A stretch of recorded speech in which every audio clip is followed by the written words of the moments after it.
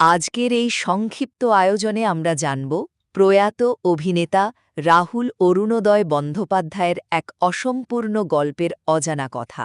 জনপ্রিয় উপস্থাপক মীরের এক স্মৃতিকথা থেকে আজ আমরা জানব পর্দার সেই রোমান্টিক নায়কের আড়ালে লুকিয়ে থাকা একজন গভীর চিন্তাবিদ আর বহুমুখী প্রতিভাধর মানুষ হিসেবে রাহুলের এমন একটা দিক যা আপনাকে সত্যি অবাক করে দেবে। প্রথমত আসি তার অভিনেতা থেকে আদ্যোপান্ত একজন বুদ্ধিজীবী হয়ে ওঠার কথায়। চিরদিনই তুমি যে আমার ছবির মাধ্যমে পাওয়া তার সেই আকাশছোঁয়া জনপ্রিয়তার কথা তো আমরা সবাই জানি, তাই না? কিন্তু জানেন কি, তার ব্যক্তিগত বই আর সিনেমার কালেকশন ছিল রীতিমতো ঈর্ষণীয়।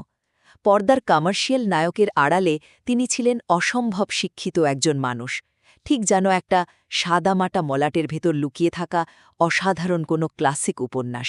দ্বিতীয়ত, তার এই প্রখর মেধার চমৎকার প্রকাশ ঘটে তার নিজের পডকাস্ট সহজ কথায়।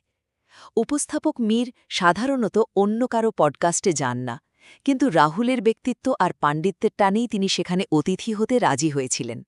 আর সেই পর্বটা রিলিজ হয় ২৩শে জানুয়ারি, সরস্বতী পুজোর দিন, যা কিনা আবার মীরের অডিও প্ল্যাটফর্ম গপমীরের ঠেকের ঠিক ৩ বছরের জন্মদিনও ছিল।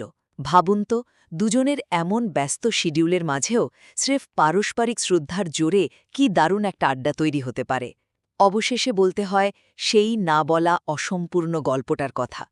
পডকাস্টে আসার শর্ত হিসেবে মীর আবদার করেছিলেন রাহুল যেন তার অডিও প্ল্যাটফর্মের জন্য একদম নতুন একটা অরিজিনাল গল্প লিখে দেন।